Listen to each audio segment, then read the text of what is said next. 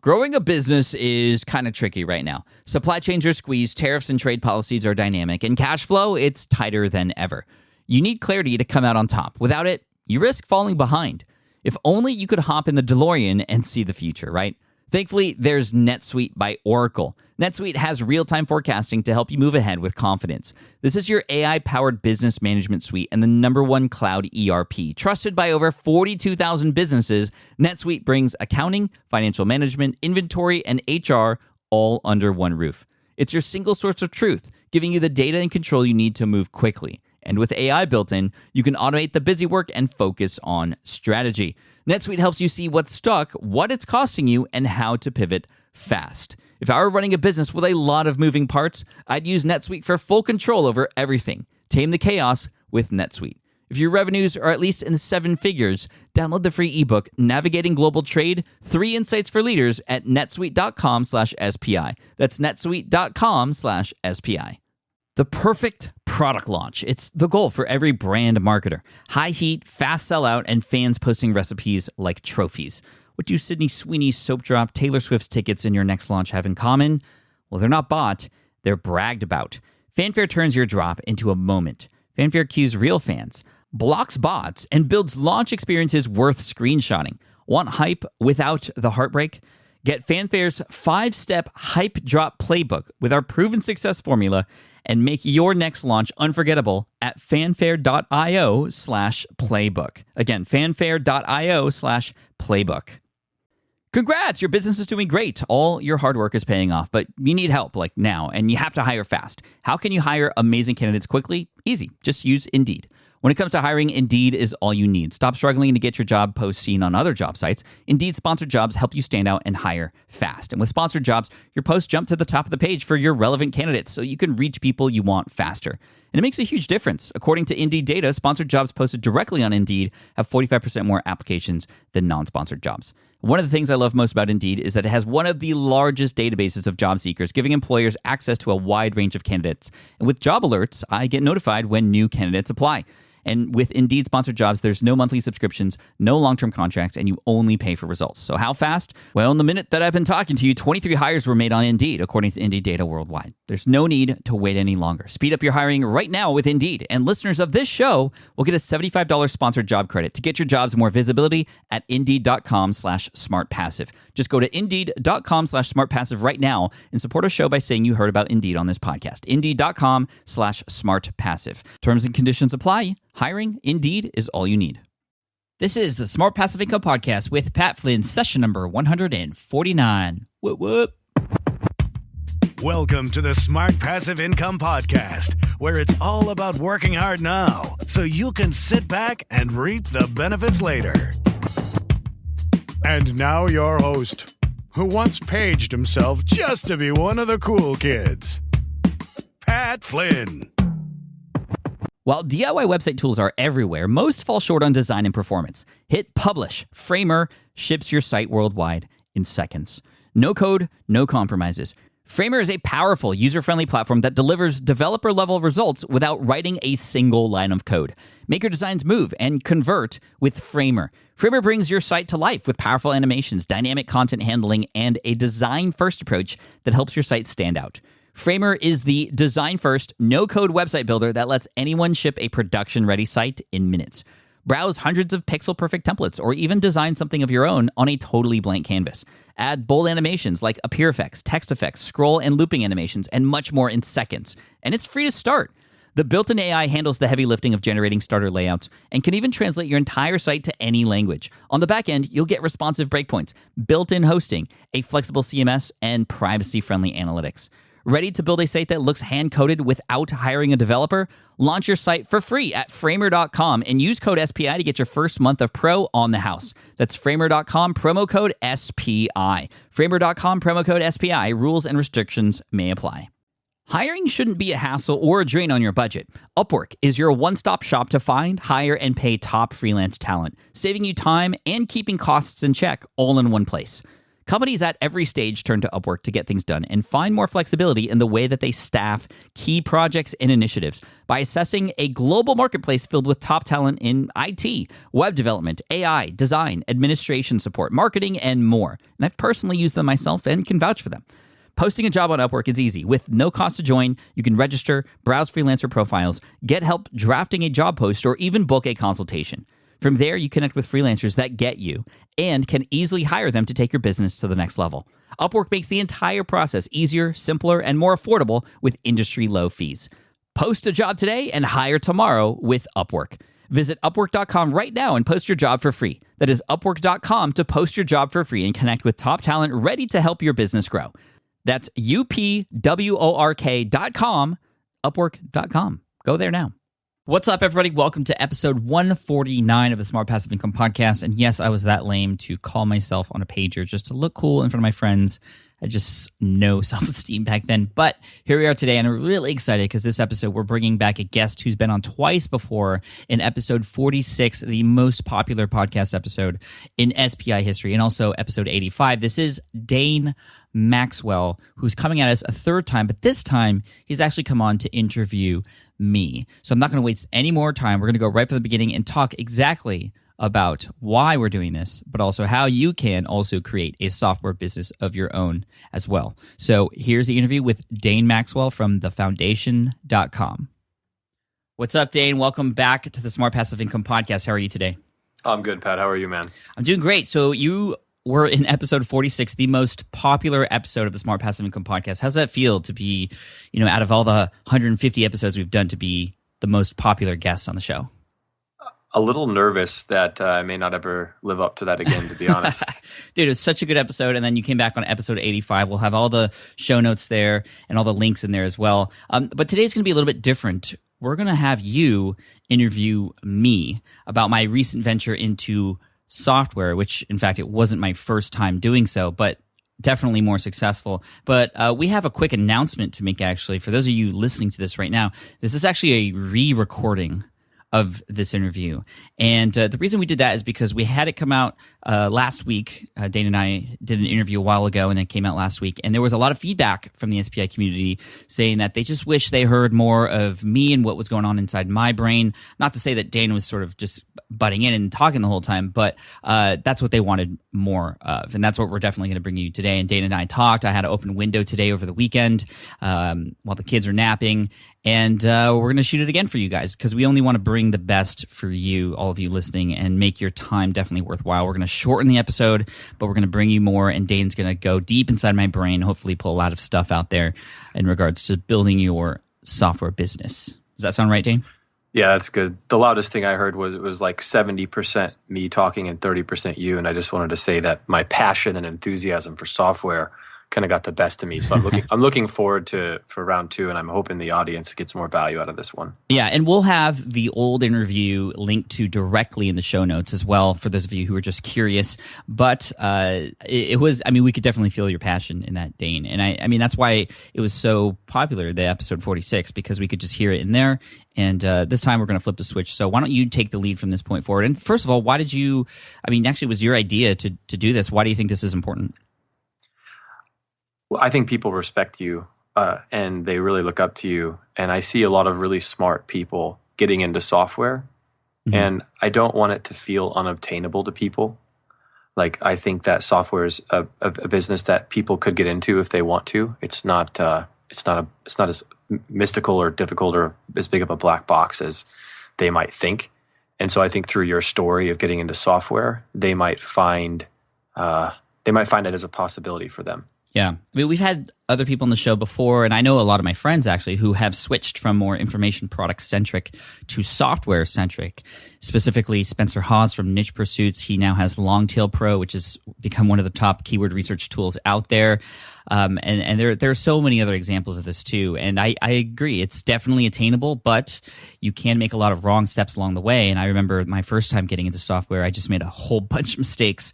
And then I kind of walked away from it because I was like, oh, this isn't for me. This isn't for everybody. I just need to focus on information and social media and all that stuff, which I'm good at. But this time around, I'm doing much better. So why don't I just hand over the wand to you, Dane? pretend like this is your show and kind of do what you can to dig deep inside my brain. Yeah, well, welcome everybody to another edition of Smart Passive Income, and today we're going to be introducing and interviewing the man who's changed so many lives, Pat Flynn. And Pat, I don't know if you're even able to measure the ripple effects of what you've done, but I'm excited to get inside the brain of the man who has done this. To set a little context before why me interviewing you on software. One, I typically teach people how to interview to find business ideas. Two, I have a successful software company myself. I've done a few, one of which is paperlesspipeline.com. And I also teach now full-time people how to get into the software over at the foundation. So being as this is my full-time endeavor, I'm super grateful to ask you questions on the topic, Pat. And with that being said, I wanted to start by asking, why'd you decide to get into software? Well, I remember the first time I tried to get into software. This was back in 2010. A couple of my buddies actually had created some WordPress plugins that did extremely well. They were incredibly profitable, and I was like, man, this is awesome. So you can actually create a piece of software that it becomes a plugin for WordPress, and you just sell it. And there's no inventory because it's a digital product, just like an info product. But it's something that was really appealing to me also because when people download that plugin, they pay for it, they download it, they install it, and boom, right there, they already got what they paid for. You know, that value that they get for whatever solution that provides. And they were making a lot of money, and my initial thought was, oh my gosh, I have to get into this as well. This could be an amazing form of passive income in addition to what I'm doing with affiliate marketing and information products and things like that. So immediately, I found a company out there that was able to create WordPress plugins. And so I tried to come up with a couple of ideas, and I did. I came up with 2 ideas based on needs that I specifically had myself, things that I was already doing on my WordPress site, but I thought could maybe be done a little bit better or automated a little bit. One of them related to the resource page on my site, and another one based on contact forms and how people sort of reach out to you based on different topics and things like that. Again, I was just so incredibly excited to get into this that I did a lot of things wrong, and I want to talk about a lot of those things. The first thing I did was just rush through those, and I just basically wrote an email to these developers, and I got 2 built at the same time to just do whatever it is that was in my head. And I explained to them exactly what I wanted to happen. I tried to be as detailed as I could, and I remember the first iteration of each of those WordPress plugins was not what I expected. They weren't following what I thought I had directed to do. And to make a long story short, the big lesson there was I didn't spend enough time with that idea to map it out, to wireframe it, to create some sort of graphic that I can just hand over to anybody really who could not be confused by it or misinterpret it. And it was just a huge mistake to just rush into that. Another mistake was I tried to do 2 at the same time. I don't know, a lot of you have heard me talk recently about the book by Gary Keller and Jay Papasan called The One Thing. Well, then I was doing 2 things in addition to everything else I was doing, and I thought I could just throw money at this thing and have it be a success, and it definitely was not the case there. So trying to do 2 was a big mistake as well, and also trying to just chase the money and create something that was sort of mediocre and not focusing on the true problems, pains, needs, and wants of my particular audience. And I looking back, I had such a good opportunity to create something amazing, but it was not those ideas that I had.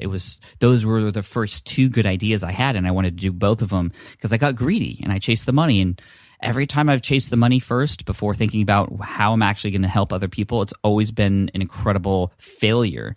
And long story short, I spent over $10,000 developing those 2 plugins, and they never went to market. I never showed them to anybody else because I was just embarrassed.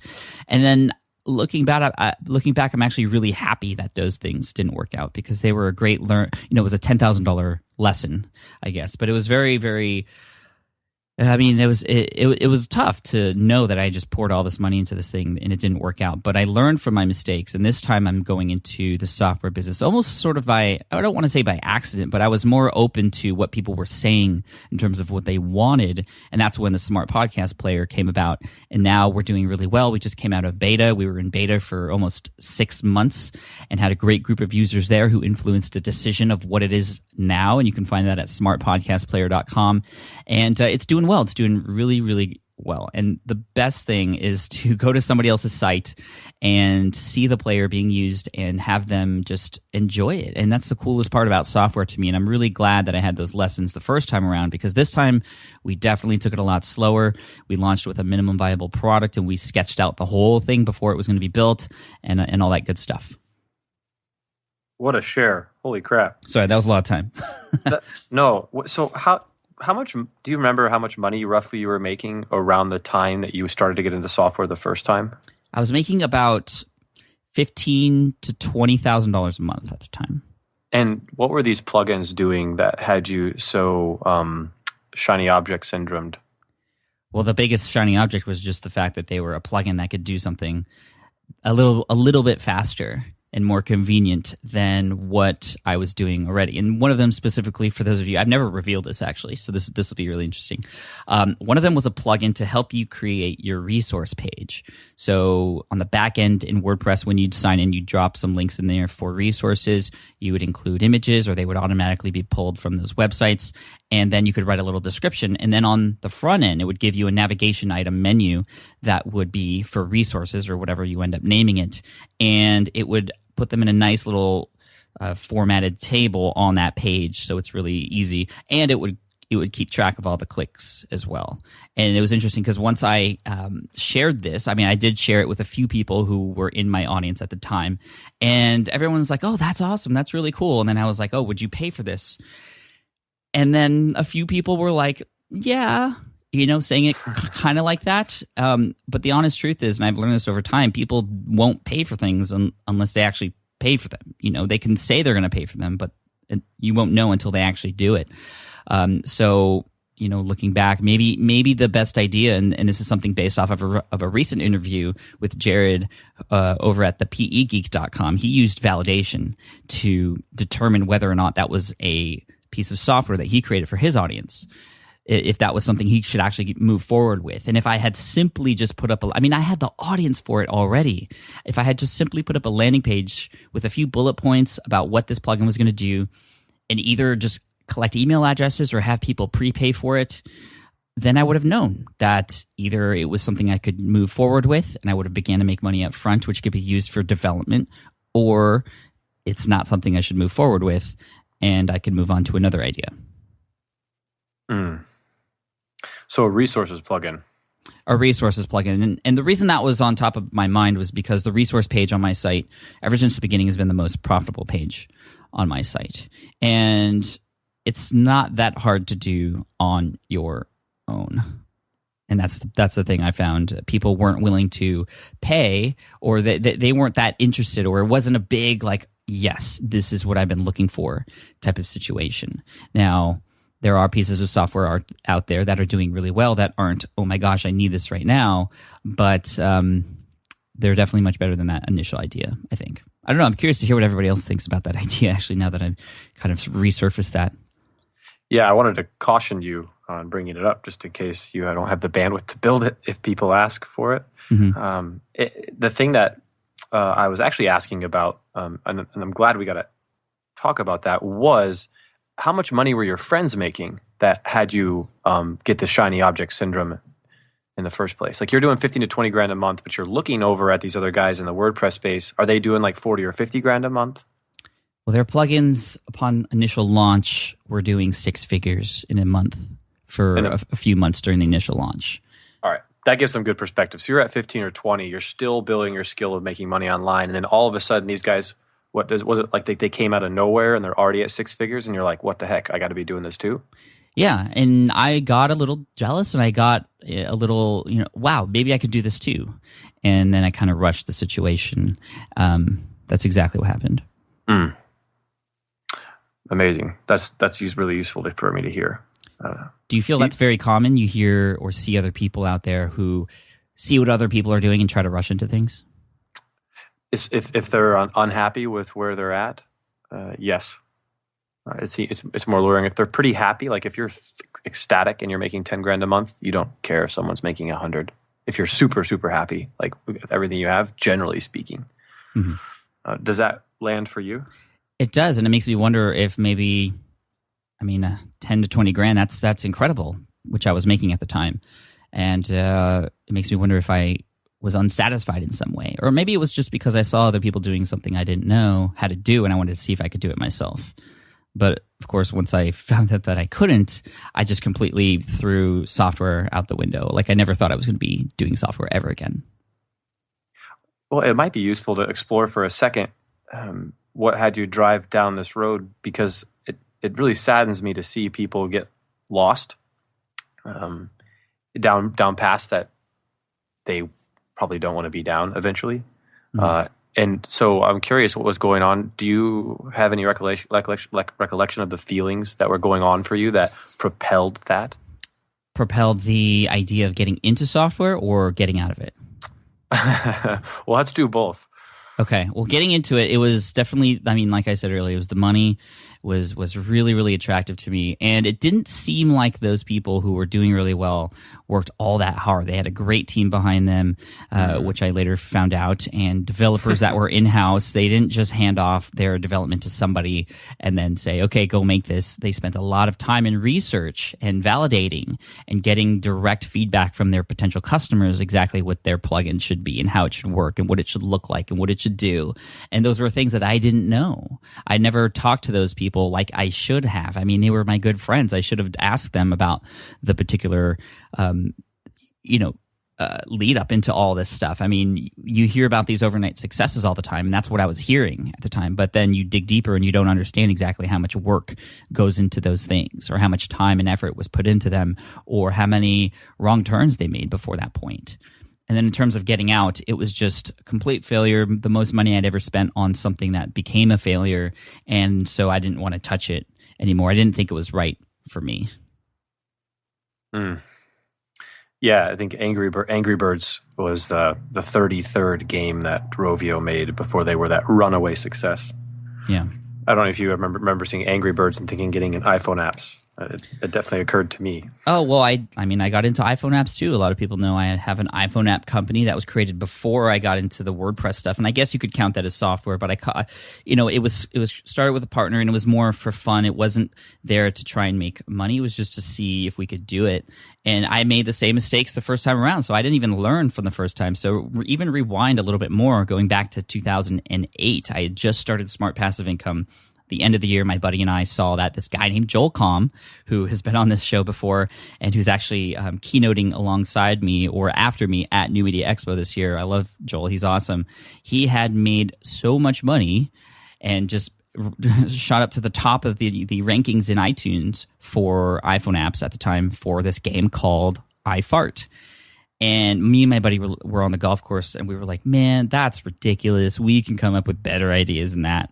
And so we decided to put a little bit of money together, not quite as much, maybe just a couple $1,000s each, to see if we could build applications. And I remember our first foray into it, we put up a job on Elance for a game that had involved, shaking your iPhone so the accelerometer would know when to pop a cork on a bottle, and that was it. It sounds so dumb that I'm talking about it.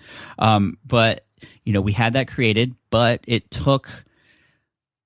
so we hired a developer on Elance, and our first mistake was it was the lowest bidder. And we wanted to, again, rush into it. And we had all this excitement for it. And we didn't do the research. We didn't ask anybody who had done this before. We just wanted to see if we could do it on our own. I don't know if that's like a guy thing or what, but, we don't want to ask for directions sometimes. We want to see if we could figure it out. And that's what we were doing. And then we ended up paying about $6,000 total in 3 months until we finally had a working first version. And a lot of those mistakes were the exact same as my second round, kind of doing it on my own in WordPress plugins.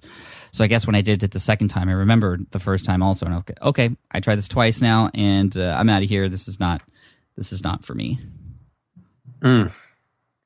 Before we get into what you did, what had you get back into it then eventually? Well, it's interesting because it wasn't even something that I did on purpose. It kind of just happened when Ask Pat came out last year in February of 2014. I needed a custom player built. How did Ask Pat do for you, by the way? Ask Pat has been amazing. It was definitely the number one thing that I added to my brand last year. It has accounted for almost 4 million new downloads, which is cool. And yes, there's a lot of crossover there between Smart Passive Income users and Ask Pat listeners. But there are also a lot of people who listen specifically just to Ask Pat because it's shorter.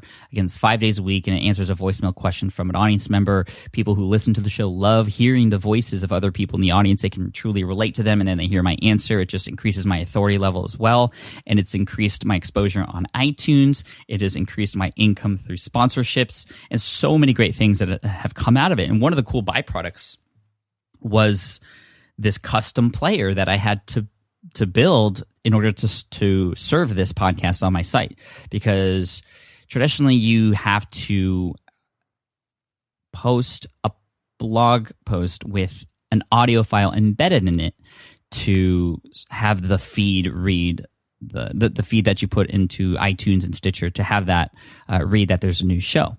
And so I was doing that for Smart Passive Income. I publish a blog post just like this particular episode right now, and with a podcast embedded in it, and then it would be a new podcast episode. Now, I didn't want to have 5 new blog posts coming out for my RSS subscribers every single week for people who were just getting this Ask Pat thing. So I wanted to create a standalone page, askpat.com, and on there just have listed all of the episodes that have ever happened, and a quick, easy way to look through them, to sort through them, to see some of the quick show notes about each of those things. And so we had built what we had called the Ask Pat player. This is something my in-house developer built for me, and it was done very carefully with no thought of it ever becoming a business, and it was built simply just to serve me. And we spent a lot of time on the design of it. We had a UX guy in-house as well, a user interface designer, create it, and we went back and forth for a really long time figuring out the best design and what I wanted my listeners to do when they came to the site, and featuring those things on the player as well. And after a few months, and we timed it right so that when Ask Pat came out in February, boom, it was there and available. And then the cool thing was when Ask Pat came out and I told people to go to askpat.com, they saw this brand new player there, which I didn't even talk about. But I started to get so many emails from people saying, where can I get a player like that? And dozens and dozens, actually. And then my initial response was, well, you can. It's my own player. I had it custom built, and there's no way to share this with you. I'm sorry. And I felt a little bit like, yeah, this is awesome. Like, this is my own thing. Nobody can have this but me. And then, of course, the entrepreneurial mind starts to think and understand that there's a business opportunity here. And that's really when we decided to convert that sort of script into a WordPress plugin that was easily distributed to other people who can plug into their own WordPress sites as well. And that process took about 4 or 5 months actually to do. So whereas in my WordPress plugin experience from before, they came back to me with an initial round of developed WordPress plugins after a month, to no absolute liking to me, and it wasn't exactly what I thought it was going to be. And then here I was spending a lot more time, but then in the end it became exactly what I wanted it to be, because it was just for me. And I think that has a lot to do with why it's become so successful, is because I spend a lot more time figuring it out exactly how it should be built based on the needs of podcasters, and also the needs of the listeners of podcasters as well. So then we launched in a beta program in August or July. I think July of last year, and we released 250 licenses, and it sold out within a day. And then we had a great group of beta users, 250 people who were there giving us feedback, helping us squash bugs. And it was just an amazing experience, because a lot of them also shared us features that they wanted as well. And we were really careful not to add all the features that I wanted on there too, because we wanted to just release what we had, even though I had all these ideas for incredible features for it. But we decided to go MVP, or minimum viable product, to get it into the hands of these 250 beta users, which is so important because they gave us the proper feedback. Some of the things that I thought I wanted in there were things that they did not want, or find that they didn't find that would be very useful. And then they came up with a lot of amazing ideas too.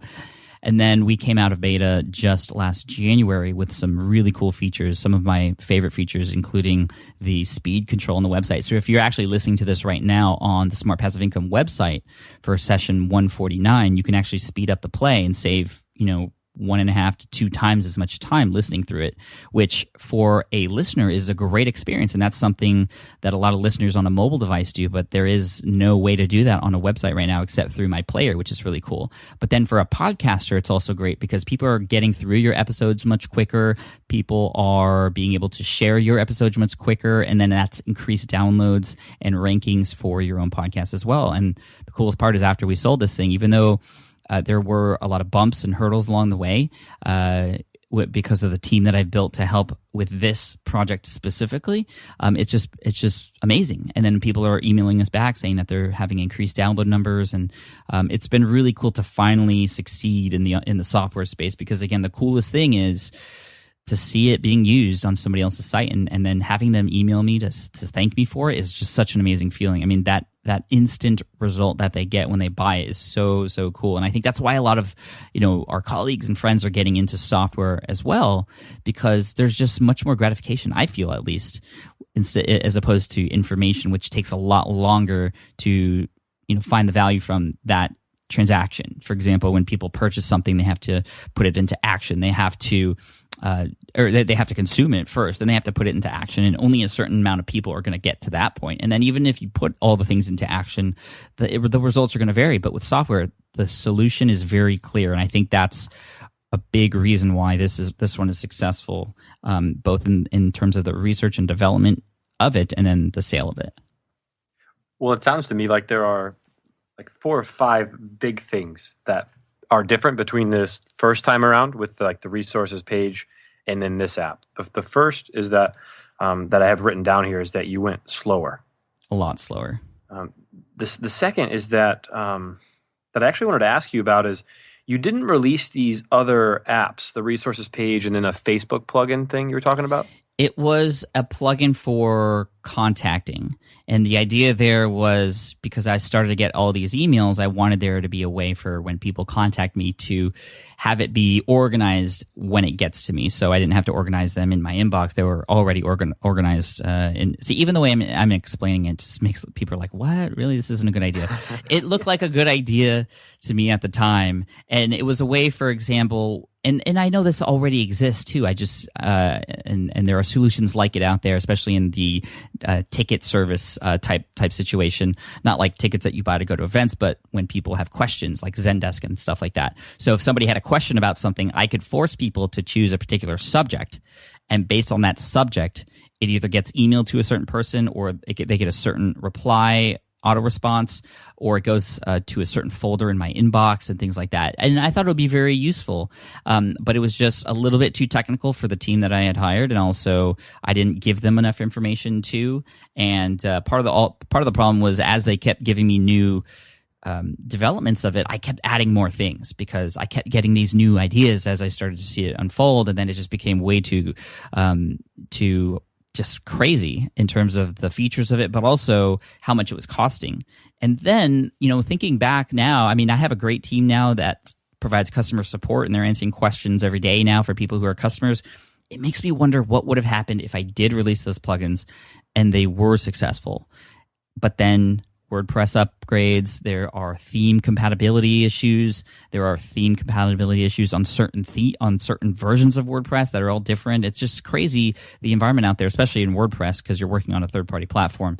If I started to get customer service requests, I'd have to email this developer company every single time because I don't know how to do those myself. And so it makes me wonder if the best solution is, if you're going to get into software, so not just hand it off to a third-party company, but to have somebody who is either in-house or somebody who's contracted to work on those things include updates as well and bug fixes and things like that. We have a standard where we only hire, personally, I only hire as best I can individuals, not firms. Okay, yeah.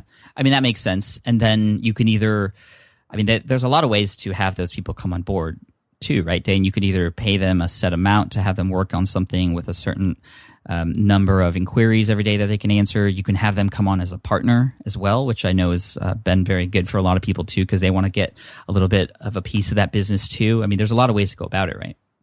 Well, yeah, my favorite student that just recently surprised me was she ended up giving 40% of her company And then she just did all of the stuff that you're talking about, where you talk to people, find the pain, document the pain, figure all that out. And then she has a development team that's 40%, and they take care of everything technical. The website, the lead capture, the product, everything's literally off her hands. So she gets to focus only on her zone, and she hasn't paid them anything, and it's just 40%. And that was a pretty exciting deal for me. I've had other people do more of it and give 10%, but the money to hire a developer, if that's stopping you, it doesn't have to, basically, is what we're saying. Right, and I had a developer in-house, and of course we paid this person to develop this plugin. And the really interesting thing is this person who had developed the Smart Podcast Player actually left. And so for a while during beta, this was after we had the initial 250 people, I was really scared because I was like, okay, well, who's going to update this now? How is it going to, what's the future of it going to look like? Is it just going to die now already? Because so much is relied on the developer in this sort of situation. But we're really lucky to have another developer on my team who is mainly there for back-end server type stuff, who really wanted to get into something more front-end like this. And he's been a rock star too. And so in that regard, I'm very blessed. But it just shows you how important the developer is. So you have to think long-term here. I was thinking very short-term my first go-around, and just to the point at which I would have a sales page and make sales. And that's it. I didn't think about what would happen after that, or a year from then, or 2 years, or 5 years from then. I am thinking about that with the Smart Podcast Player for sure. That's why there's a huge customer support, focus there. That's why we have a huge backlog of potential upgrades and features that we want to do. And I love the way that we're sort of organizing that in Trello to make sure that we're constantly providing new value to people over time, which, again, if we take a page out of lead pages, each of those new features that you come out with becomes another excuse to talk about it, to market it, just to show how much value you're providing as a software company. And that's the kind of plan that we're going to have with the Smart Podcast Player. For example, when we came out of beta, our brand new feature was the speed control. And some of our later features are going to be including, for example, if somebody listens to an episode and they get to the end of the episode, there's going to be a pop-up. And a pop-up can say, did you enjoy that episode? Click here to rate the show. Like, how amazing would that be? Or a pop-up that comes up to say, hey, if you like this episode, come get more. You can subscribe here on my list. And it just is automatically, done in terms of how people are listening to the show as well. And so there's a lot of cool things in the pipeline. And I'm really excited because we're just starting out and we're already doing so well. And that's one of the most exciting parts about software for me. The thing that you're doing really well right now is you're thinking about all the cool features you could do after you have paying customers. Right. And we're most of these ideas are coming from them too. And then even if we come up with our own ideas, we have an amazing pool of customers who we can go and ask to see if that's something they would find useful. And if they don't, then we didn't waste time and money to figure that out. The other thing that I saw on your site was you have a page on like a step-by-step thing on how to do podcasts. Yes, on my site, the podcasting tutorial, which has been incredibly popular in terms of helping people for free get set up with starting their own podcast. Hundreds of people have used that tutorial. Well, and here's the thing I love about software is your software helps people play their podcasts. Mm-hmm. So now that tutorial you have, it looks like it could sell as a course. People have told me that I'm an idiot for not packaging it into a course, one. Two, people have offered to pay me via PayPal for going through that course and having their show live on iTunes.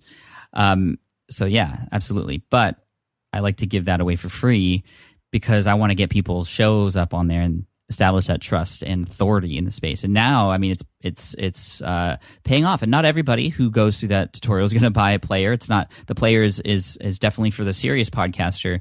But that's the market we're targeting. But I want to start people off on the right foot so that they can then become a serious podcaster. And if I'm the one who helps them get started, likely they're going to go back to me for more solutions. Well, and if you look into the future and you see one guy's an info marketer, and one guy is in the software space in a similar related field, over the next 5 years, it seems to me that the software guy will slaughter the info marketer if the software guy publishes information products for free that people pay for as the competitor's info marketer products, but he's able to publish them for free because these products all end up selling his software and they get the most benefits from using their software. And that's what I see on your podcast pages. You get the step-by-step tutorial guide away, which could be a course for $50 or even $100, and it's all free because you can give away that great information because you're still compensated on the software front. Right. This is reminding me of an episode I did with Derek Halpern. I believe it was number 84. And the title of that episode was 3 Secrets of Successful Selling, I think. And in that episode, he talked about something called the bonus sandwich. So if you have a product, which is like the meat of whatever it is that you're selling, that's the meat, right? You need bread on the bottom and bread on the top. And so you have a bonus for people who cannot yet use your product so that they can then use your product. So for me, the bottom bread in this bonus sandwich is that free podcasting tutorial. Now that I'm talking about this, I could probably package up that podcasting tutorial in a more easily consumed manner, although it's fairly easy on podcastingtutorial.com, but I can make it a little bit more high quality. I can even put it all into a PDF for people and give that away as a bonus for people who purchased a smart podcast player. And then on the top part, the top bread, if you will, that's a bonus that again, I haven't implemented yet, but I love this idea. But those are for people. The top bread, if you haven't listened to episode 84 with Derek Halpern, that's the bonus for people who are already using or who can use the smart podcast player. So that, for example, would be maybe a deal on hosting or podcast hosting, or an audit for one's podcast to see if they're missing anything, things like that. Well, in information marketing, one of the things I see newer people get stressed about is like, well, how much do I give away for free and versus how much do I charge for? And the old axiom for the guys that are more veterans in the space is you just say what to do and then you sell how to do it. And in this case, you can give away what and how because you have the software, and it's a great thing. I think Lead Pages does this really well. Oh, yeah, absolutely. And thinking back to a lot of my most successful campaigns for affiliate courses and products and things like that, I've always shared the what and how and just recommended the tools and services that are required, right? Okay, you want to set up a niche website? Awesome. Here's exactly how you do it, step by step. Here's how I built securityguardtraininghq.com. Here's how I built foodtrucker.com. I did keyword research, and I happened to use this product here called Longtail Pro. I had to buy a website or a hosting and domain package, so I went through Bluehost. And again, I'm giving everything away for free, and I just happened to be sharing these tools along the way. And here I am doing it again, except now I'm not sharing the profit with another company. I'm keeping that person in-house because it's my own piece of software. Yeah, and this is why I'm excited to be in software myself, is because of that competitive advantage. And I want other people, Pat, to get into software too. And in order to get into software, I want to spend the rest of the time talking about the skills in order to get into software. And you've mentioned these skills. And in order to kind of illustrate the skills, I think it would be nice if we bucket them into the 5 steps that you could launch a successful software in. And so just starting on the I actually want to start on step 4, which is actually building the product, step 4. Because I think that's where most of the meat might be, and then if we have time, we can go into the others. Yeah, I mean, we'll get them all for sure. Okay, but I mean, every time I go up 2 set of steps, I always jump to step 4 anyway. So, really? Well, I mean, like actual steps on a staircase. Oh yeah, sweet, yeah. that's a pretty high step, dude. You're not even really like. How tall are you? Like 5'8". That's a pretty good leap. I got some hops though. Hops. So almost touched the rim. You said you used Trello, and you also said you launched an MVP, and then you also gave some examples. And I want to talk about how you built the product. And can you just talk about your mindset and approach for building the product? And guys listening, just keep in mind this is step 4 of a 5-phase framework we're talking about right now. Yeah, so before a build starts to happen, the person who is building it has to know what it's going to look like and how it's going to function. Again, mistake I made in the beginning was not wireframing it, and a wireframe essentially is literally drawing it out exactly how it's going to look like, but not just what it looks like, but what every single part of it does. And you have to be as detailed as you can so that the developer has no room for error or interpretation. It's essentially, here's what it's going to do, here's what this button does, here's what happens when this happens, all those sorts of things. So we had to spend a lot of time on that part of it, and that's where I'm really fortunate to have connected with Dustin, my UX guy. user experience guy who thought about everything from the flow that people would use it, how it would look and integrate on the page, to the colors, to the widths, to the fonts, to what it looks like when it's on a mobile device, and all those sorts of things. So it was really important to get all of that done. And he did a pretty good job of filling in all the gaps that could have been there. And then we hand that off to the developer. And this whole time, it's interesting because sometimes when you hand things off to a developer at that point, it's just kind of up to them. And then you're like, okay, how's it going? Oh, I'm still working on it. And you don't really know because you're not in that world. You can't read the code that they're putting together. So the most important thing for us to keep moving forward was to have deadlines when certain things would happen. So basically what usually happens is when people develop software is they create the sort of most basic looking model of that. It doesn't look like what it looks like on the Photoshop file. It doesn't have the same colors, maybe even not the same fonts, but it functions, and that's essentially it. And we just want to make sure that the functionality works. And then after all those things are put into there, then you put in the skins, and you make it look nice. But again, the functionality is the absolute most important part. And then we would get iterations of that. So here is it functioning. Again, just totally plain looking, no colors or anything, maybe just black, white, and green or whatever. And we started playing and messing around with it, and that's when we could begin to break it. And it's really important to try and break it over time in those iterations, because then you can have the developer understand what those bugs might be, and just to make sure that they're on the top of his mind so that he can fix them if he needs to at this point in time before moving on, and then having to fix them later, at which point there would be much more code in there and much harder to find or make compatible. So those iterations along the way are really important. And sort of going back into the iPhone app industry, this is something that I learned to do just over time with these developers that I found. And I started working with developers actually from Russia and China, and they were really good. And the reason I liked them is because every week we had a new sort of build. So in a process that took maybe 6 to 8 weeks for a particular application on average, we would get a new build every single week just to test a new function and see how things worked. And that was a developer's way to know, okay, is he doing this right and this is how we envisioned it or not? Again, keeping in mind that the design is not close to what it would look like, but again, it's just all about the functionality. And then we get to a point where we have a final version, it looks good, and then my whole team would just get together and try to break it. We would try as many different combinations of things as possible. We actually bought a lot of theme platforms to see if we could, just test it on those different platforms and see what would happen. And we did find a lot of incompatibilities as well, and that became another round of testing and coding and developing specifically so that people who were on those platforms could purchase it and use it. And then when we were satisfied and we couldn't break it anymore, we opened it up to 250 beta licenses, which, we gave them a deal. We gave them a lifetime license for a decent price, but also told them up front to expect that there may be bugs, because that's the whole point of beta. That way, when something goes wrong, they wouldn't be upset, and it's because they wouldn't expect a perfect product.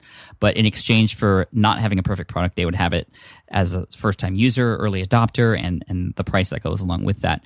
And then we found a lot of bugs. There were a lot of people who were doing some really fancy things on their website that we weren't expecting, that were just not... Hey, Pat, do you mind putting up for a sec? Oh, no, please. Yeah, so I want to pause you for a second and just make sure I tracked everything, because you've already said a lot, and I want to make sure the audience hears it too. Sure, thank you. And so we're leaving off at bugs and breaking, so we'll pick back up on that. But you said, so you started with weekly functionality builds.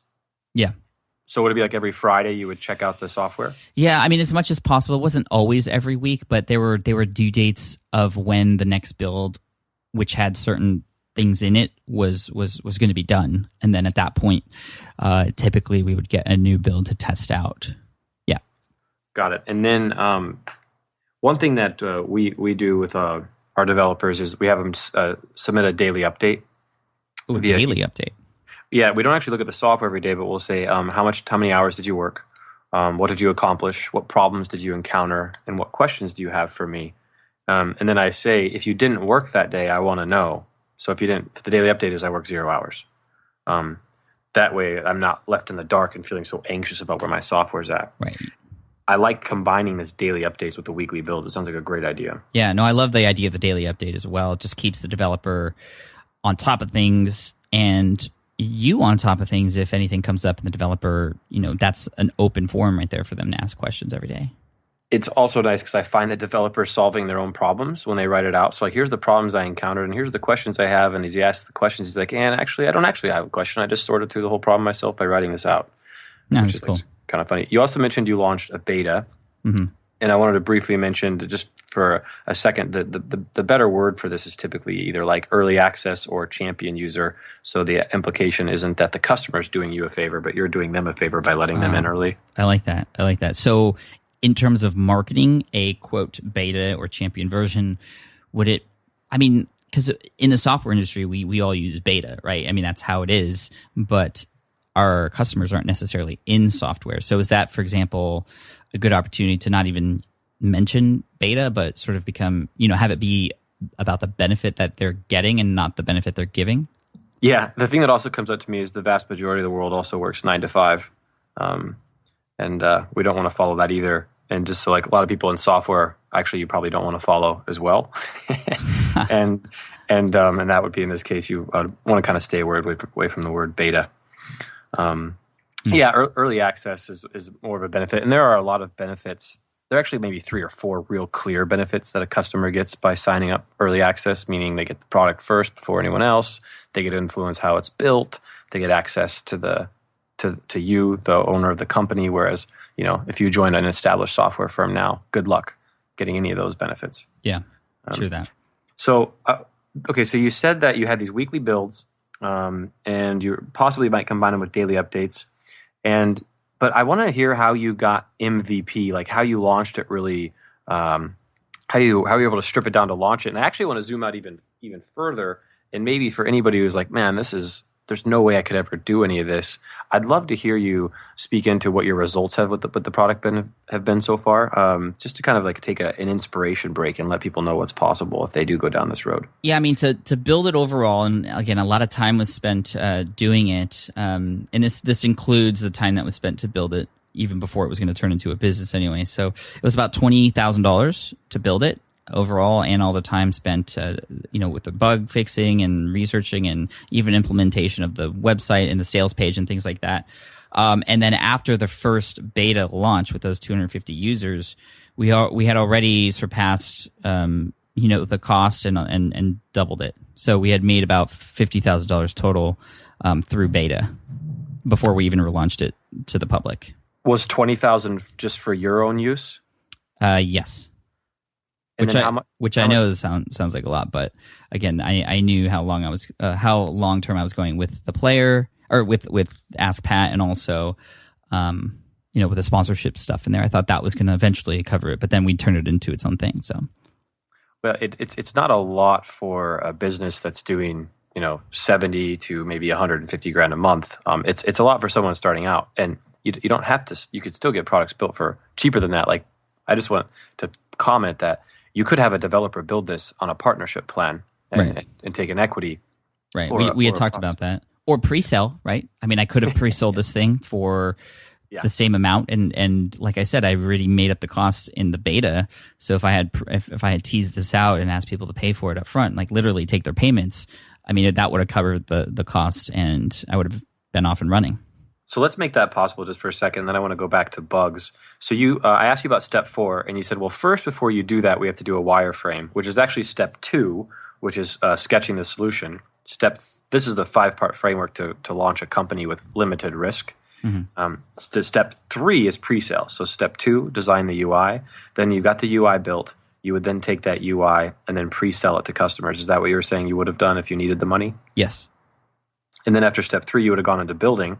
And that's where you would have had this built with weekly builds. You got daily updates. You're trying to break it. But let's go into how would you actually go about hiring a developer to build this in the first place? Well, like I said, I had a developer in the house that was that kind of already did it for me. So I know. But how did you find them? Well, they were found through my my project manager / producer, Matt Gartland, who found Jonathan. Jonathan was the one who put that together. And how did you find the project manager?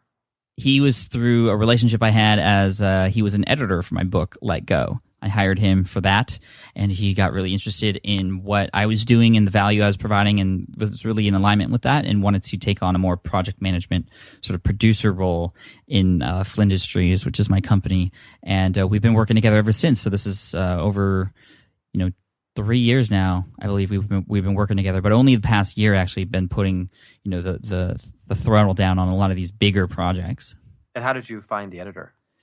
That was through a recommendation from another friend who said, and I believe it was Adam Baker, who had said, there's this guy, Matt, he's really cool, and I recommend you check him out. And this is great. How did you meet Adam? I met Adam, oh gosh, how did I meet Adam? manversusdebt.com was his website, and I met him because I remember reading his blog through when I was reading personal finance blogs, and I had met him at a conference, I believe, the first time we saw each other. We spoke together at a conference, actually, FinCon 2011 in Chicago. We got to know each other really well then. The chain is amazing. Yeah, it was pretty cool to think about it. But I've heard a lot of people in software, they either find a star developer, somebody who has a lot of skills out there who they hire through a site that they come on full time for, or maybe somebody coming out of college who seems to have a lot of skills, or it's always this other thing like with me, it's just a friend of a friend of a friend or something like that. We're actually hiring a developer right now to build out our entrepreneur platform. And we're trying out a site called larajobs.com, Lara jobs.com. It costs us a couple $100, and we've got maybe 8 to 10 applicants in 48 hours. And they seem to be, there's got to be a good one in there. Now, how do you go about determining who's the best, or if they're qualified? Do you have them do a test build of some kind, or do they have like a portfolio that they share with you? That's a good question. I'm inclined to keep the interview focused on you, so I can say no, please. This is important, I think. I look for 16 things, and I can't actually remember all of them offhand. But you have like a checklist or an inspection point. Yeah, and I have it written out. It's on our blog. If you do a Google search for like how to hire a rock star developer and foundation as a keyword, we have it all on the blog for free. And it's like things like they're proficient with the command line interface and also programming. Like instead of just being able to program in the development environment, they can also use a command line interface. You don't actually have to know this stuff. You just show it to a developer. But aside from those 16 things, I'm looking for how well their English looks when they're writing me. So I can tell writing programming language is like another language. So what you do is what you do some place is a fractal of what you do another place. So I'm looking at how they are speaking in their email, because however cleanly they speak in their email can generally be linked to how clean their code is. Interesting. Plus, I mean, in terms of communication with you and your team, you want that to be... Oh, absolutely. Yeah. So I look for that, and then I usually give them a small project. So right now we're looking for a front-end dev. So I've got about 10 people that have emailed me, and I've got about 3 guys that I've got an initial small project that's like, that I just say, hey, can you throw this together real quick, that they would do free. It would be something that they could do in 2 to 4 hours. And then if I really like how that looks, then I'll introduce them to our current developer to see if they're a good fit. When I'm just by myself, that's the same process I do. I go to like really niche little sites where I find that superstars hang out at. Post a job or write a message, give them a little small thing, see how they look, see how good their English is. Then we proceed into development. If I have a little extra cash, I'll sometimes, and time, I'll split test developers. So I'll give them both the business and I'll work with them for a week. And at the end of the week, I can tell, because, you can do a lot of due diligence, but it really just comes down to the code at the end of the day. And even if they show you code, it doesn't matter until you've seen them work for a week what they can actually get done. Right. Nice. So you've got so this 5-step process. It starts with the idea extraction, then you go into sketching the solution, which you've got the wireframe put together. Then you would have pre-sold the wireframe to people, and then now you're into building it with the weekly builds. And how much time did you spend in the build phase? Well, again, this is before it was going to be a business, so the timeline's a little different here. This is for when it was going to become a tool for Ask Pat. It was about three months. So we started, I think, in December of 2013, and then it came out February 2014. And so 3 months, and to me it felt like a long time, but I have a feeling that at least for bigger pieces of software like this, that's kind of normal, is it? That's a great time frame. If you can get it in 8 weeks, you're like you're like in heaven. 12 weeks is great. And the kind of product that you're building is what we call like a level 4 problem. Level 1 meaning it's like an all-in-one software solution, like an Infusionsoft or like an Ontraport, which you definitely want to stay away from building level 1 problems because they're just a nightmare to build. And then level 4 is a kind of problem that just solves one very specific issue. Right.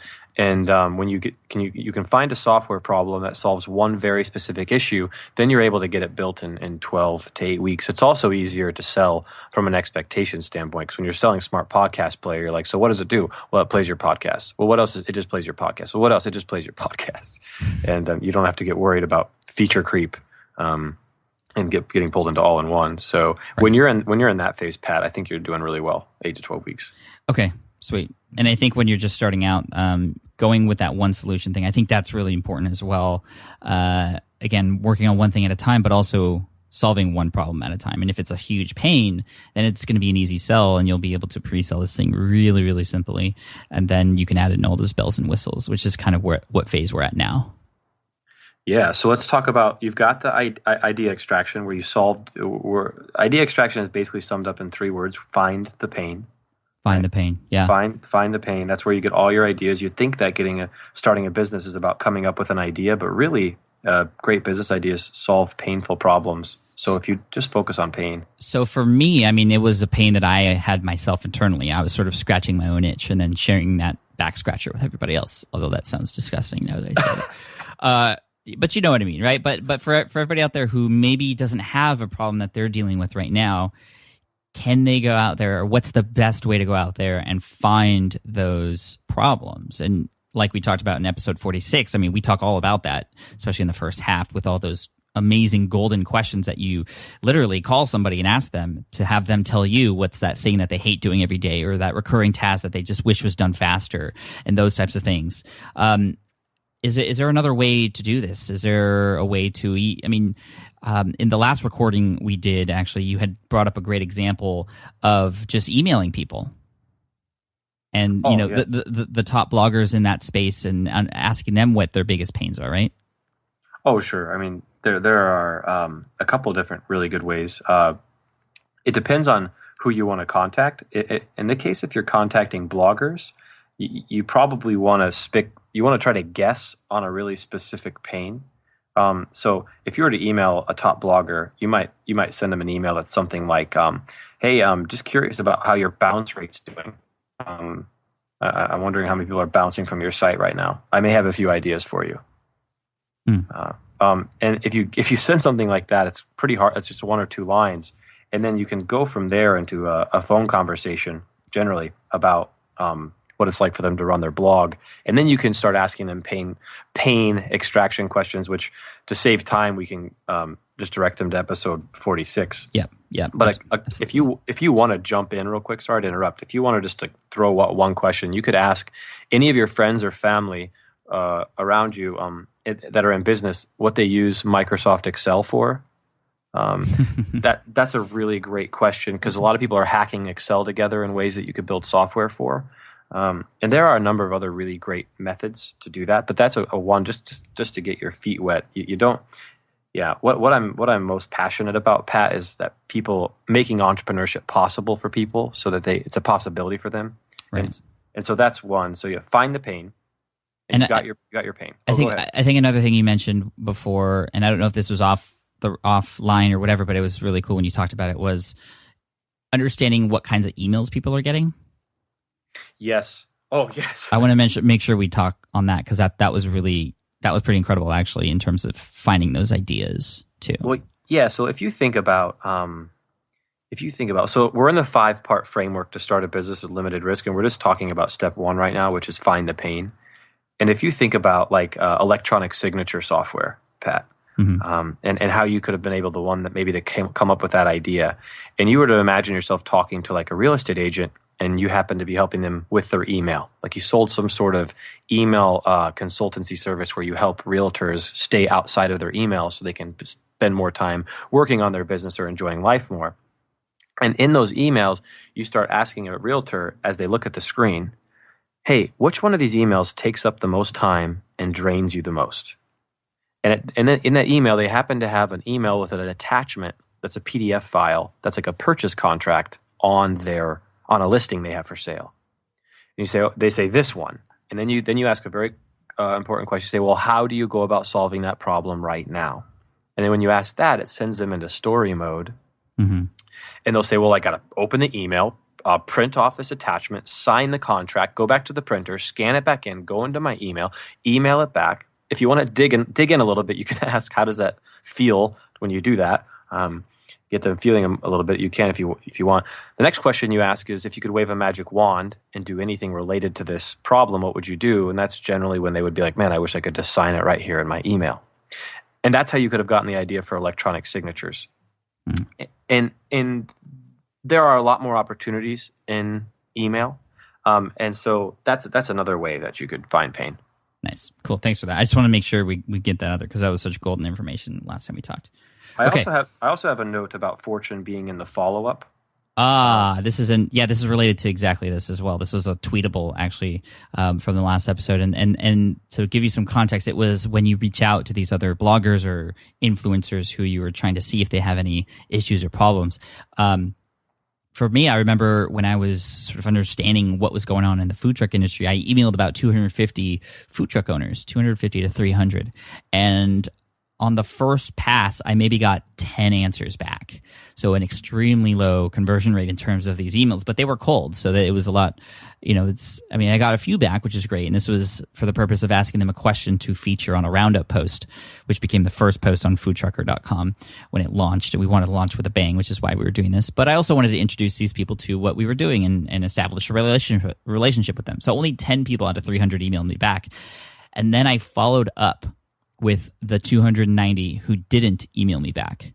And then I got about 40 responses from those 290 people.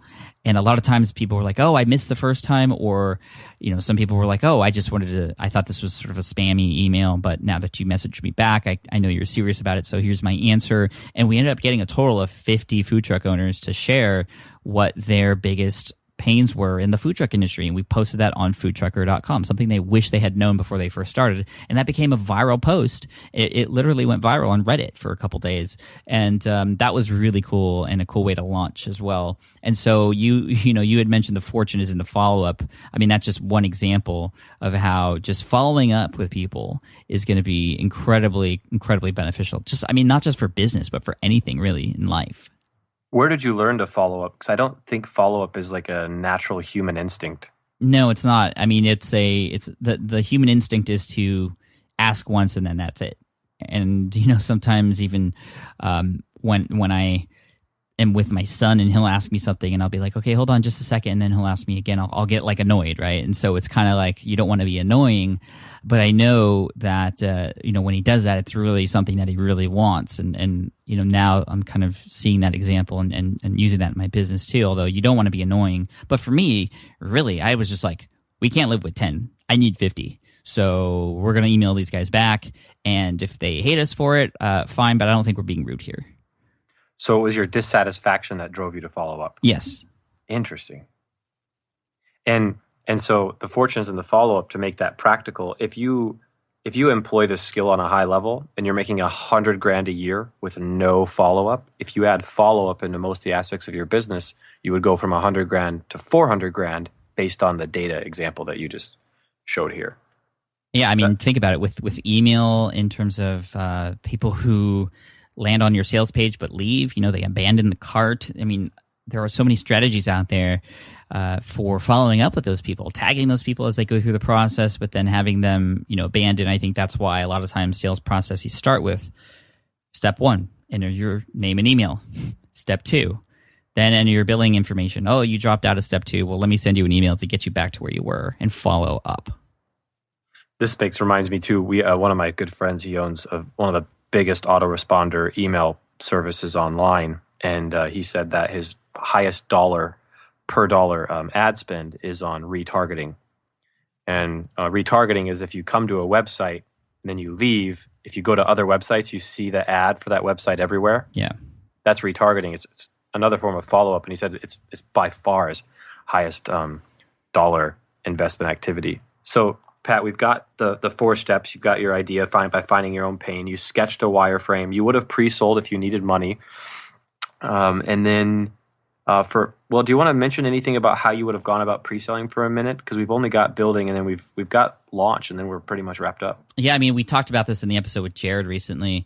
But I mean, essentially, I would just create a landing page and share exactly what this thing would do. Maybe even create or have my developer create a very stripped down version of it, just so people can interact with it, that sort of thing. I know that's something that's fairly popular with digital products and front-facing pieces of software. You can't do that with a physical product, obviously.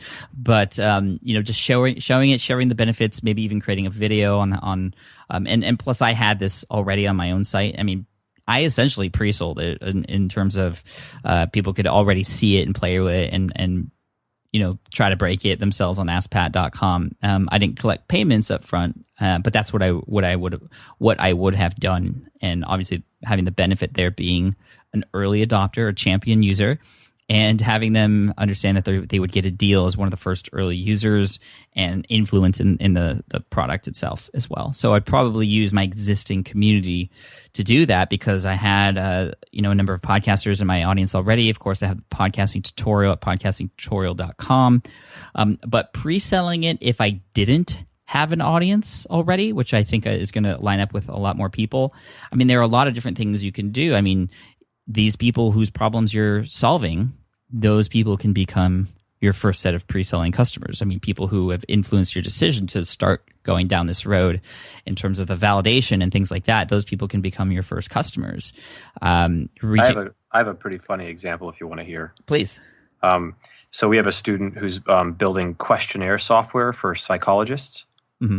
And so he has no market. So he went into LinkedIn and he started a controversial discussion in a psychologist group in LinkedIn. And he said, what do you guys think of questionnaires? Are you using them? Are you not using them? Are they a waste of time? Do they even need to be used? Kind of a thing. Mm-hmm. And he had 154 replies to that thread. And any positive thread he followed up with for a pre-sale call. Fortune's in the follow-up. Yeah, I didn't even realize I mentioned that. But did you want to say anything more on pre-selling? No, I think that's a smart idea. I mean, going into communities and forums and social media, of course, but even just connecting with influencers. And I would start with anybody in your network, of course, anybody that you already have a relationship with who might have a connection to somebody who would find this useful or who has influence over an audience who would find this useful. Yeah, and you're not pitching your product. You're asking how people go about doing whatever problem your product solves. So nowhere ever do you ever mention your product in those forums. You'll get mutilated usually. Right. I also have a friend. He's our first millionaire out of the program, and he built his entire program without any marketing budget by hanging out in a Facebook group where real estate agents hang out, and the group is actually called "What Should I Spend My Money On?" Oh, nice. So you got buyers in there for sure. Yeah, you got buyers in there for sure. Pat, I've got one real stinging question here that I think would be good to wrap with. And sure. If anybody has any other questions about the software process that if the software process isn't feeling possible, you can ask them any question you want in the comments below. I will come and personally answer any question you guys have about software. I want you guys to leave this interview feeling that software is a possibility for you. And as we kind of land the plane, Pat, I'm curious, you mentioned earlier in the interview these 2 plugins that you did. You didn't launch them because they weren't up to your standard. Yeah. And what I've noticed about you and what I see is so remarkable about your brand is your integrity, but your standard. And I wonder if you can talk about a little bit of your why or exactly what goes into the decision process for what you actually put out, because I think if people understood about what standard you have, they might be able to match that standard, and then over the long term, build a remarkable brand like you have. Yeah, I mean, it's simple. Am I doing things to serve my audience primarily? My earnings have always become a byproduct of how well I serve my audience. And these 2 WordPress plugins in the beginning, they were examples of me not necessarily doing that or having that be the primary motivator. The primary motivator before was, to be honest, jealousy and money. And that has never worked out for me. And so when the standard, I had to eventually let those go because I could have sold them, and I have opportunities to become an affiliate for other products that can make me way more money than I do now. I mean, I would be making $250,000 a month if I wanted to, but it's not about the money again. in exchange for that, I would have to lose some of the trust that I have with my audience and do some things that I don't want to do. I mean, I don't want to be known for somebody who does that and puts out bad stuff. And anytime I've put out something that I feel isn't worthy or not good, I've always done what I can to, fix the situation and make it right. Do you happen to have that question like above your monitor? Like, how will I serve my audience? It's just become my mantra. I mean, every day I wonder, how can I serve my audience? And then in my office, for those of you who have seen episode 2 of the SPI TV show on YouTube, go to watchspi.tv. You'll see right behind me on my desk in that office tour, it's kind of halfway through, a whole board. It's like 5 feet by 5 feet that is covered with thank you notes, handwritten thank you notes, letters, some people's first dollars that they've earned online, little things that people send me. And I have that on there to remind me to always serve my audience, because that's how I've gotten to where I'm at today.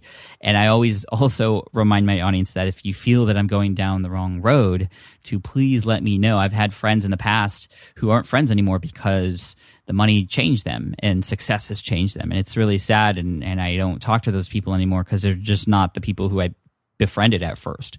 But I've seen them go down the road, and it's not necessarily their fault. It's just they got too rich too fast, and they changed because of it. And I want to make sure that all of you out there listening know that I don't want that to happen. And so I appreciate when people call me out on things and things like that. I do. I really, really do. It's helped me stay guided this whole time. And of course, I have an amazing wife who does the same thing for me as well. She always says, when I start to maybe get a little bit cocky in terms of how well I'm doing online and things like that, and she hears it because she's at home with me and I talk about it, she goes, honey, if your head grows too big, I'm not going to be there to support it anymore. And I'm like, okay, thank you, seriously, because I mean, this success is scary. It changes you. And you need a support system to help you from going down that wrong path. I mean, we've all known celebrities and people to go down this path, and I don't want to be one of those people. Well, can you talk for a second on how you even came to that question in the first place? Which question? How can I serve my audience today? I mean, here's the exact moment in time. October 2008, I launched my ebook at greenexamacademy.com. And then after conducting a survey to my existing customers, there were about 300 books sold in that first month. I was really curious to see what they would say in terms of how they found it or why they bought it. And 25% of the respondents, not everybody responded, but 25% of the respondents said that they purchased that book even though they had already passed the exam months ago. Why? Because I finally gave them a way to pay me back for all the value that I provided for free on the website to help them pass the exam before. So for the longest time, I didn't have any way for people to pay me back. And then I came out with this book, and about 25% of my customers that first month said they bought the book just because I finally gave them a way to pay me back, that was like, wow, holy crap, you can do this internet business thing in the right way without being a sleazeball, and people can appreciate you for giving value to them. And if you're nice to people, they'll be nice back to you. So, serve your audience. They or somebody else related to them or just the universe or whatever will eventually pay you back in one way, shape, or form. For people that are just getting started and they've been stuck for a long time, I find they get stuck in this area, and I have, the quality of your life I've found is related to the quality of the questions that I ask myself. And if you are asking, how can I make money? How can I make passive income? How can I do these things? They can be disempowering questions. And if you just ask, how will I serve my audience? What an empowering question, Pat. And if you just do make your focus to serve, and you learn how to craft offers and ask for money with integrity, you should be pretty well taken care of.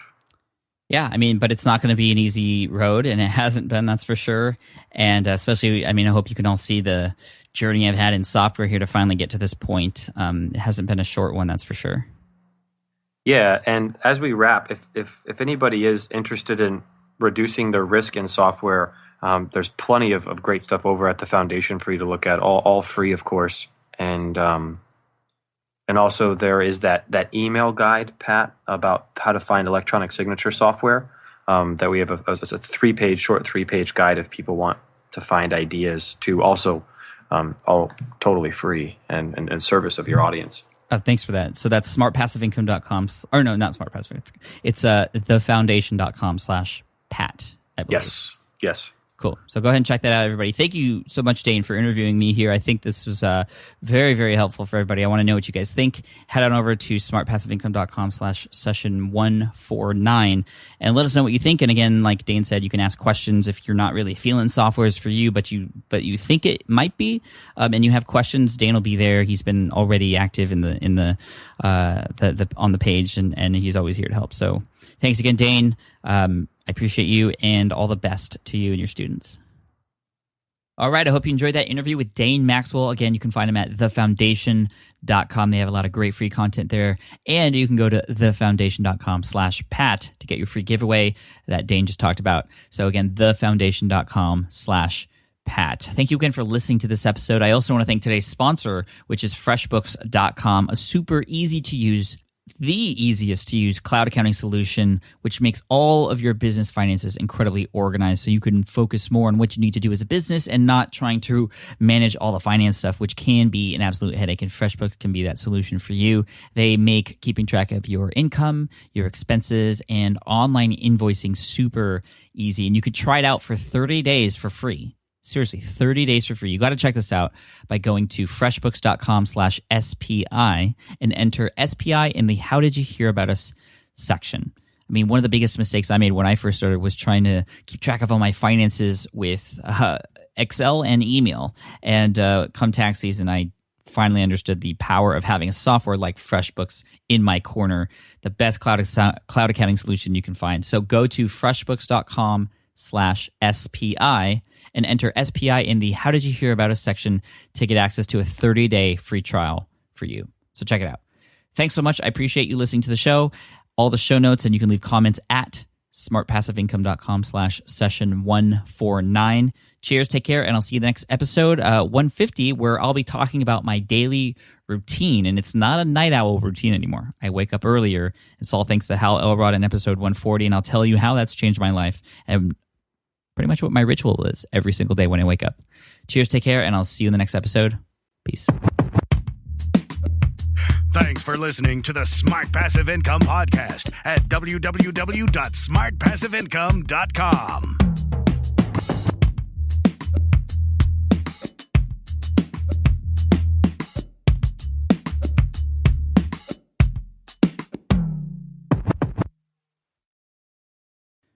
Look, I get it. You want to grow your business, but trying to sell to hundreds or even thousands of people gets very exhausting very fast. But what if you could sell at scale with a simple, powerful quiz? Score App helps you sell to more people without adding more to your plate. You build a quiz or assessment that your audience actually wants to take. Then they answer a few quick questions and get a personalized result right away. It shows them where they're at and what they need to do next and how you can help. And you build huge amounts of trust before you make even a single offer. No hard sell, no chasing leads, just value at scale. Get 50% off the first 3 months using the discount code SPI. All you have to do is just head to scoreapp.com/SPI. Again, that's scoreapp.com/SPI. Hey, fellow podcaster, does this sound like something you've experienced? Record your podcast episode on one platform, download the files, edit in another app, then fire up a different tool just to create these social clips. Well, it can be clunky, time-consuming, and frankly overwhelming, especially for creators trying to grow. And that's why I'm excited to tell you about Riverside. Riverside is the all-in-one platform. Record, edit, and repurpose your podcast content all in one place. You just log in, record with your guests no matter where you are in the world, and just like that, studio-quality audio and high-resolution video. We use Riverside here at SPI as well now. With built-in AI, I can automatically clean up my audio, saving myself so much editing time, and it can even auto-generate clips to make promoting the show a breeze. And with Magic Clips, I can grab the best moments and repurpose them as short-form video, perfect for YouTube Shorts, TikTok, or Instagram, without re-recording a thing. So if you're tired of juggling tools and want a faster, simpler way to create and scale your content, it's time to try Riverside, built by creators for creators. Just go to smartpassiveincome.com/Riverside and use code SMART to get 1 month free on the Pro plan. That's smartpassiveincome.com/Riverside, promo code SMART.